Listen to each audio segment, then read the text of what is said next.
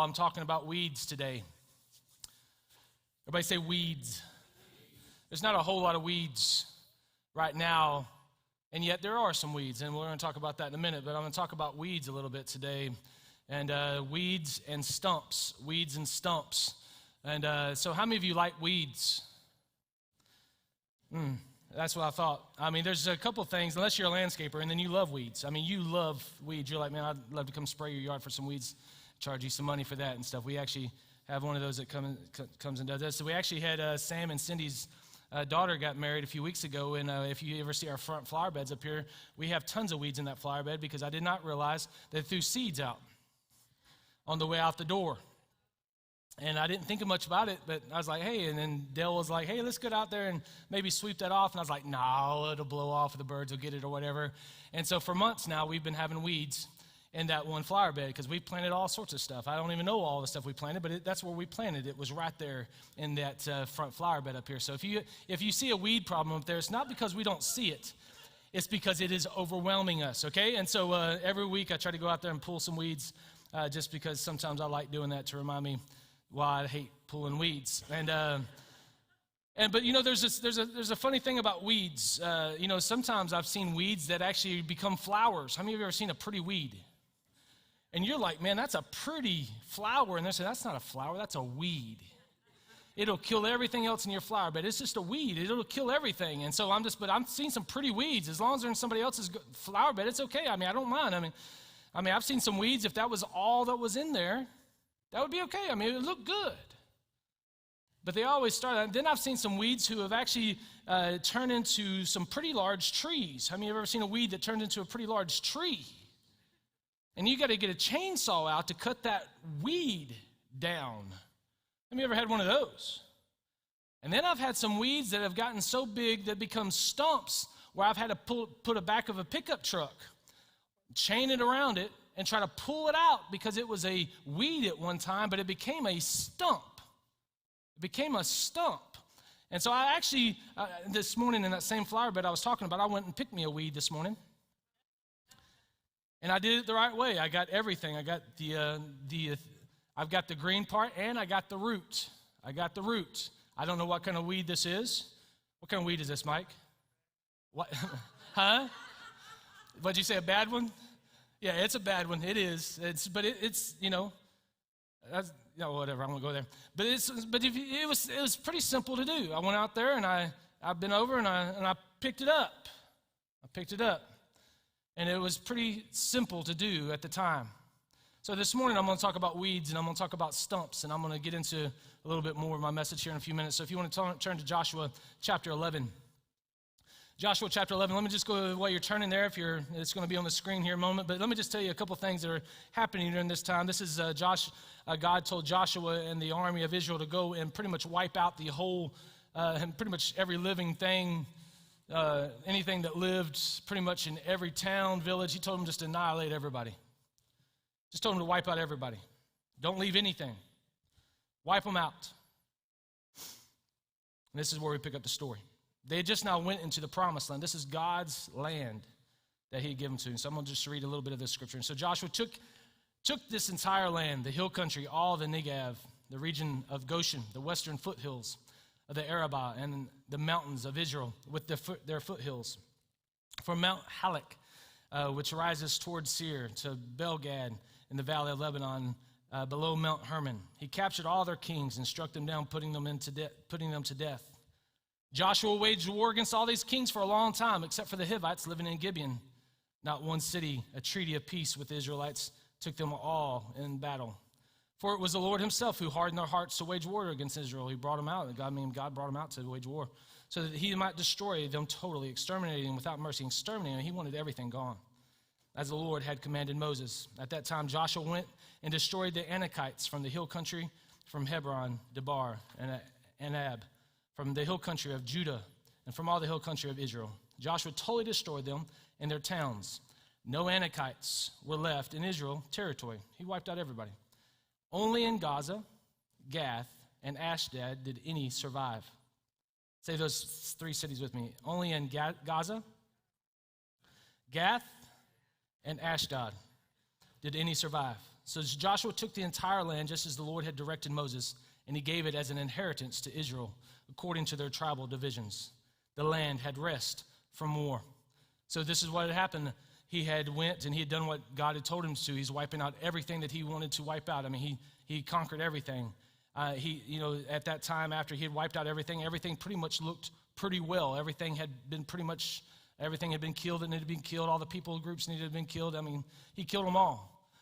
And so when he looked around, he's thinking, man, it looks pretty good. I only have, I've done everything that God wants to, but there's 3 places that he said, hey, I've done all this kind of things, but there was 3 places that he did not.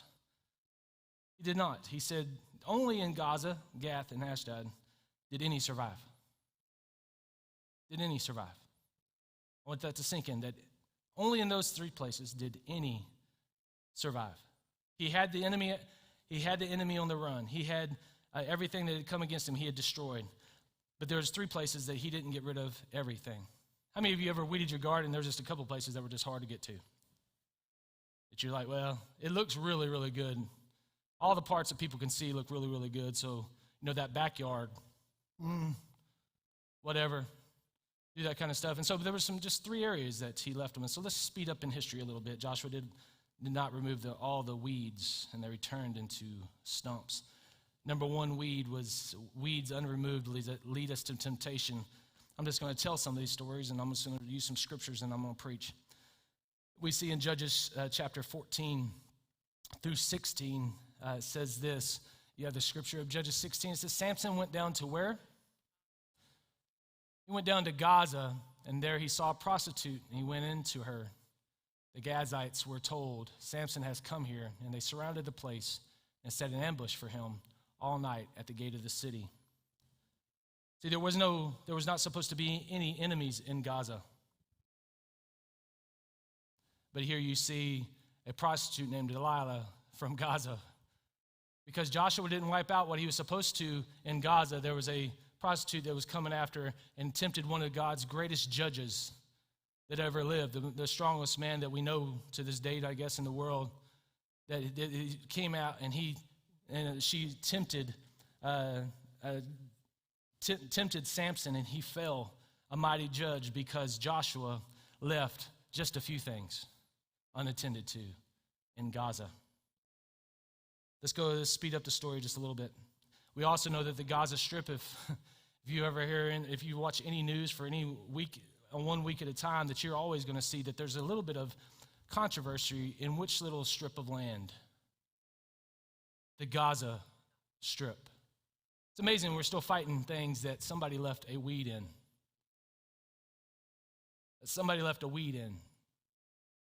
You with me? Number 2.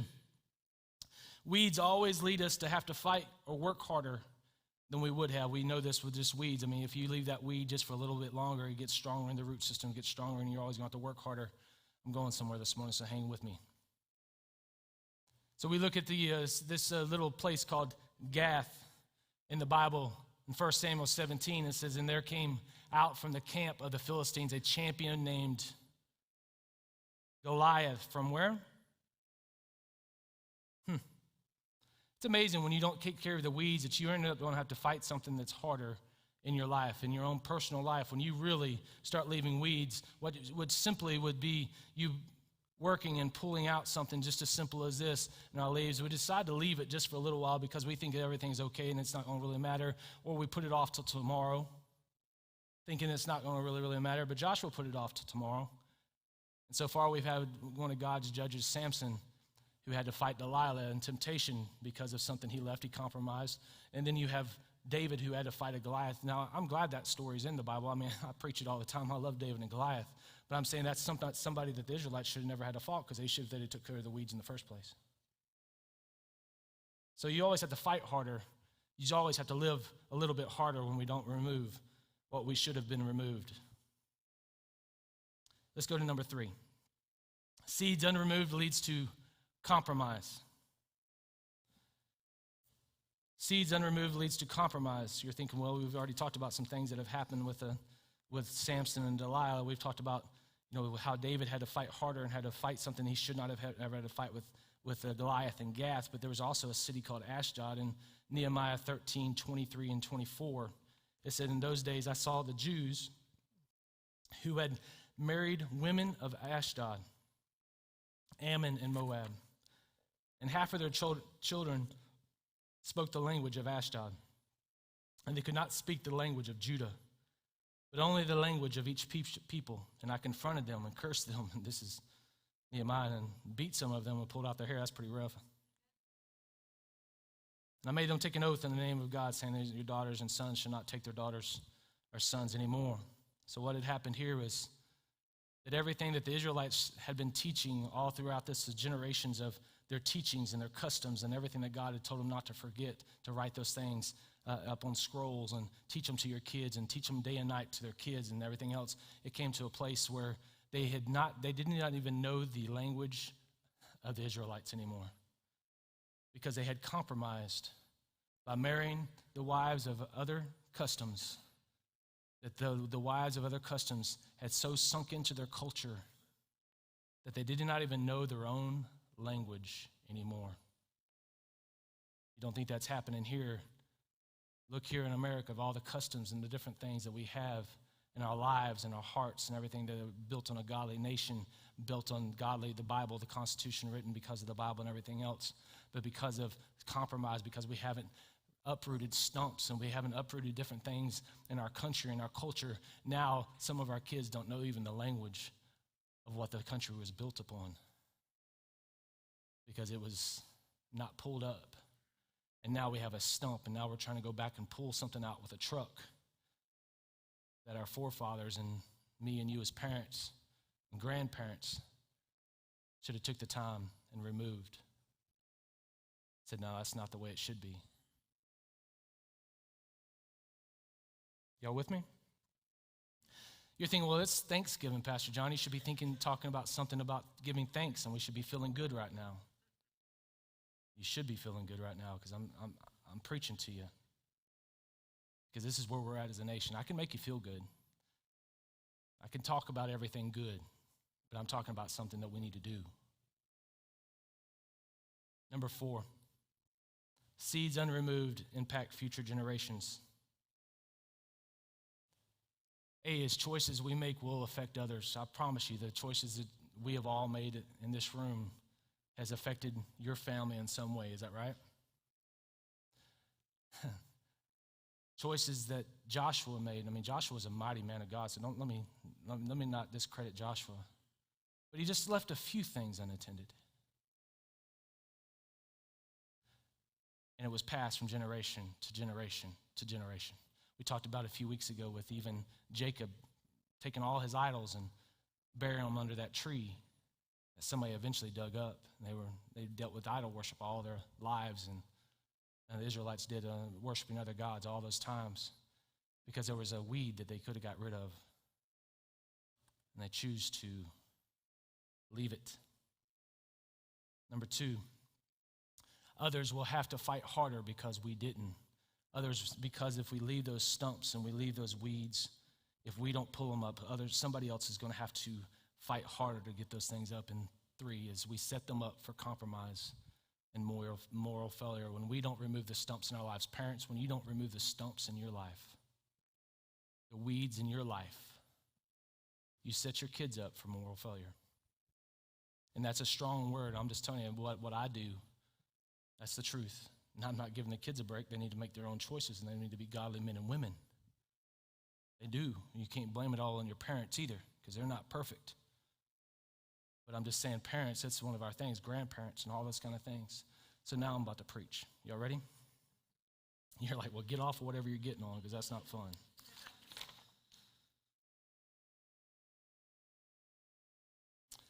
So there's a couple things that I know. How many of you ever used that weed barrier? I like weed barrier. In fact, I love weed barrier. If I'm doing a flower bed, I love weed barrier.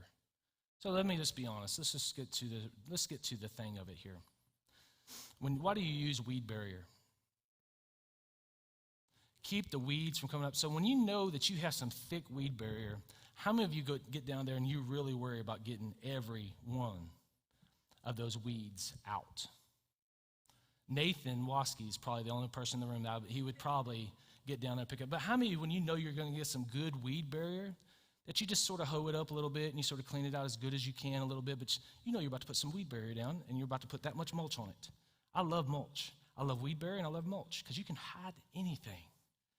Some weed barrier and some mulch. I mean, you get this much mulch, you're thinking, I've got, what, a year and a half maybe before something comes back. Am I the only one? But you know, this is where we're at in our lives, and I'm talking straight to you today because I'm a little frustrated with us as Christians, and I'm not talking about you as much. Say maybe it's just me, because I'm tired of the weed barrier. I'm tired of the mulch. We've been doing that for years as Christians. We've been picking what we needed to pick to look good on the outside. We've been cleaning what we needed to clean to look good on the outside. And then we put some weed barrier over it and we put some mulch over it and we think we're going to be okay. And let me just tell you this, the reason that we're weak Christians and weak churches in America is because of this simple reason of what I'm about to say, is because the devil is okay with us just getting by and just sort of cleaning up a little bit and not never getting to the root of issues. He is okay with that. Because he knows if you don't get to the root of issues, then they're just going to lay dormant. He's saying, hey, you're fine for right now, but in a year or so, I'm going to pop back up and I'm going to come back worse because my root system's going to get even worse. It's going to get even stronger. It's going to get even bigger. It's going to grow underground. You're going to think it's dormant. So this is what we do as Christians. We fight and we fight and we fight until we get relief, but we never go ahead and uproot the issue. We never get to the thing when we have the enemy on the run in our lives, because when things happen in your life, I've seen you go to your knees, I've seen that you pray, I've seen that you're working out, you're reading your word, you're doing your devotional, you're doing everything right, you're listening to worship music 24/7 in your car, then you're doing everything else, and as soon as you get relief, it goes back to, I could put my weed barrier over it now. I could put my mulch and everything's okay. When you have the moment, you have the enemy on the run, and he knows he's about to get defeated. You have the time to cut the enemy's head off at the ground, and you can do everything that you can do in your life. And you can change the situation, and you can finally uproot that from your life forever. But it starts to look okay. Joshua said, man, I'm sort of having some peace here. I've been fighting and fighting for years, and I'm sort of having some peace here. And so he says, hey, look, it looks okay. So he left just 3 areas that he didn't get everything. We're reading later in the Bible that those 3 areas almost took Israel out. In our own lives, what areas is God saying, hey, look, I've given you relief. Now go after, take the victory. You're supposed to have dominion. You're supposed to overcome. You're supposed to be more than a conqueror. But don't just take the relief. I've given you a little bit of peace here. I've given you a little bit of rest, not so you can just lay down, so you can get back up and take the head off the enemy, take the fight to the enemy. I've given you rest so you can overcome. I'm giving you strength so you can overcome. I've given you peace so you can pray with power and might so you're not so weary for the next battle, but we give up before we uproot it. I'm tired as Christians. They're just weed bearing it and mulching it. And the enemy still has control in that area of your life. Just because he hasn't poked it up out of the ground doesn't mean that he's not still there.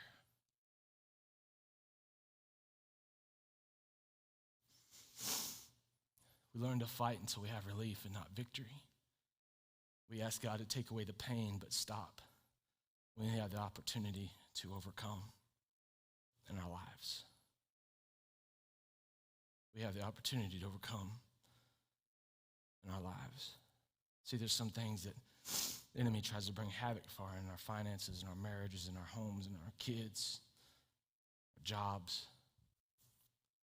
And he's trying to do all those things to choke us out and do everything else. And he, like I said, he is okay with us just pulling the top off of that root.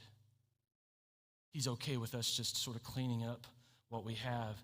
And God's saying, I don't want you to clean up what we have. In fact, Joshua, one of the things he did do was there was a generation there was an army in the battle that they had, and there was 5 kings that came after the Israelite army during this time. And the Old Testament, and so the 5 kings, and so the 5 kings had hidden in a cave. And he said, roll a big rock over that cave. And he put a big rock over the cave, and he said, we're going to get to them in just a few moments. And then he chased the Israelite army. He chased the opposing army. And then they came back after they defeated that army, and they said, hey, we're going to kill these 5 kings. And Joshua did an interesting thing. He rolled the cave back, and he brought out the 5 kings, and he said, he put his foot on their necks.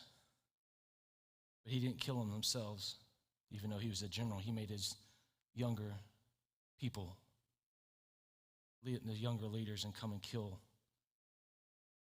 those kings. Imagine as a young leader, I don't even know if they've ever done anything like that. I can imagine there's a little bit of fear, there's a little anxiety, there's a little bit of things having those kings, but he had his foot on their necks, and he said, you come kill them. And Joshua, I know what he was doing. He's trying to teach the next generation, hey, we can't just let this thing go. We're going to have to kill it. Because it's going to come back. If we let these kings go, if we let these things go in our life, we're going to eventually have to fight those things again. I wish Joshua would have done that in those other 3 cities that he let those people go. But at this time, he said, we can't let these things go. We can't let these things come and get back in our lives. We cannot. It's so important. So he had his leaders kill them. Let me just tell you this, because we have not done a good job, and I'm talking to me as a parent, I'm talking to us as grandparents, and I'm talking about this generation that we have. And again, I'm not taking anything into the kids, because the teenagers need to learn. They need to learn, and they need to seek God with all their hearts and all their lives. But because we have not uprooted the problems. Because we have not uprooted the problems. We're setting a precedent for them that's saying, hey, look, you can still live with these things in your life. And so they're taking comfort in everything and every pleasure in our world today because they don't know how to uproot things in their own life.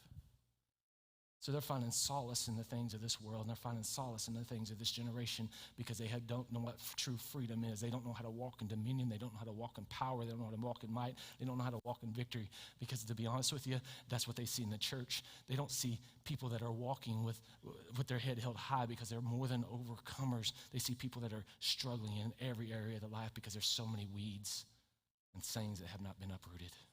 I'm not fighting you. I'm not saying anything bad about you. If you're going through something in your life and you're fighting those things in your life, my goodness, I fight things in my life too, but I made a decision. And like I said, I've been a little bit frustrated with me as a person too, because you know what? I'm tired of just getting relief. I'm tired of seeing people in our churches that are sick with disease, different other things. And I'm thinking, God, is there a weed in my life? Is there something in my life right now? Is there something in my life right now? The reason that I can't see total victory in this area, in this area, this area, is there a weed in my life, Father Lord? Is there something I haven't uprooted?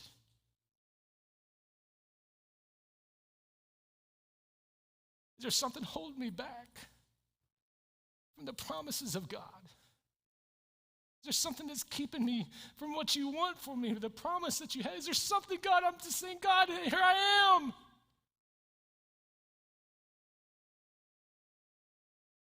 And what I found is this one simple thing. As I was praying about this morning,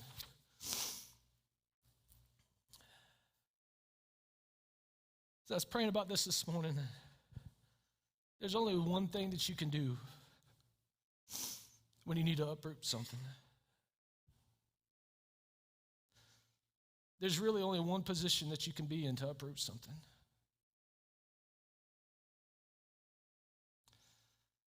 I've tried, even this morning when I was weeding some of the flower bed outside, I tried to go like this, and I just pulled the top off.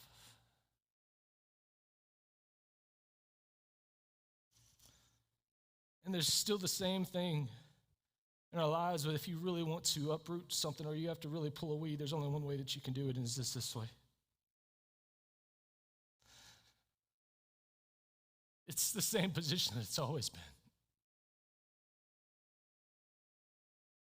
When you want to get rid of something in your life, you can grab for it and you can reach for it.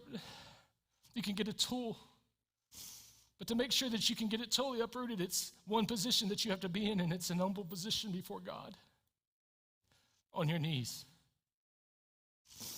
See, we think it's people, and we think it's this thing, and the Bible says that we don't wrestle against flesh and blood and principality. We wrestle against all those things, but it's not flesh, it's not people, it's the enemy, and the only way that you defeat the enemy is on your knees. We want to try it, we want to fight, we want to argue, we want to talk about it. We think if we talk about it enough, it's going to go away. We think if we slander it about it enough, it's going to go away. We think if we gossip about it, it's going to go away. We think we have enough people on our side, it's going to go away. We think that if we gather this whole army against it, it's going to go away. But the only way I found that how to really uproot something in my life, or to really uproot something that needs to be up, is getting on my knees and saying, God, let me not get up until it's done. Can I be honest with you? I don't like being on my knees. That's one of the reasons I hate weeding. It's one of the reasons I hate weeding is because I have to get on my knees and I have to crawl around. And it hurts. It's a discipline that I don't like. But it's the only way I found that it was ever effective to do.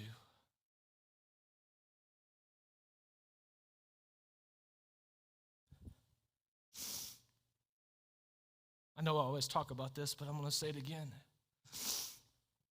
Because it's just a great illustration, because most of you have been there except all my skinny people.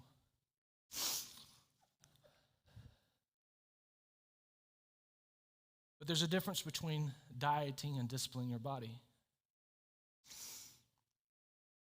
See, when we diet, we'll lose 15 or 20 pounds, and we look in the mirror and we're saying, you know what, I'm doing good. And when you get to the weight that you feel like that you're good at, you'll start eating crazy again. And Mike was now, if this is okay, I mean, he's lost 55 pounds. It's awesome. That's awesome. 55 pounds. But it's not.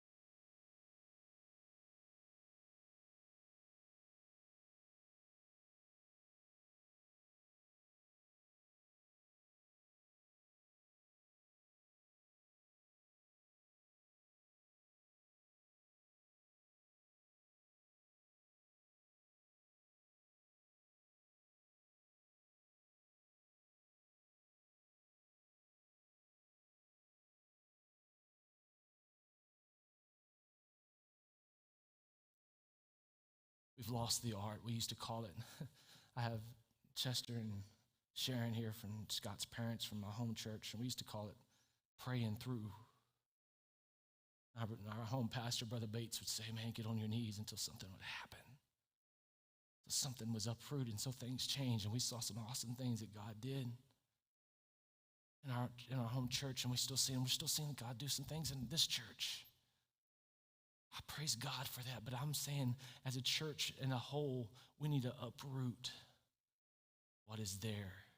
Those things that God is asking us, because some of you, I know for a fact that you're dealing with things, and I'm not saying this is a bad thing, I'm saying this is a positive thing, because I know that God has given you the power, and you've been so close so many times, and God's saying, if you just go a little bit further, if you just have the discipline just a little bit more, I would have given you the total victory over that. You could have been done with that in your life. No more. Yet when we get relief, we stop doing all the things that was getting us the relief. Your marriage, you struggle in your marriage, and you do everything that you can until you get a little bit of relief, and you'll start getting along a little bit better.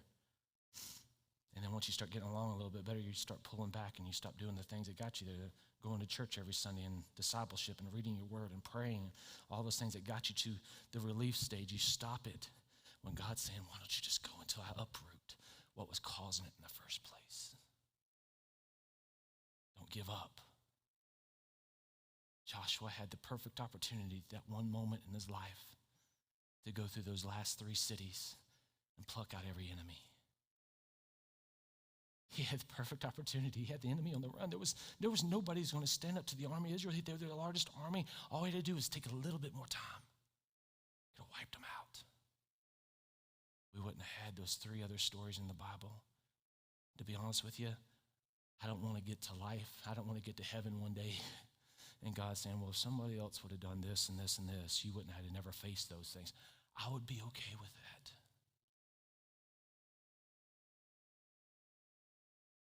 Now it's decision time on your own life and your own heart. The decision is simply this, is what do you need to uproot? What have you covered? What have you let grow too long? And you know what the relief was. Maybe you're living in that time of relief and you're saying, you know what? During this time of peace, maybe this time of comfort in my life, maybe I need to revisit, dig around and find that root. I need to find that root.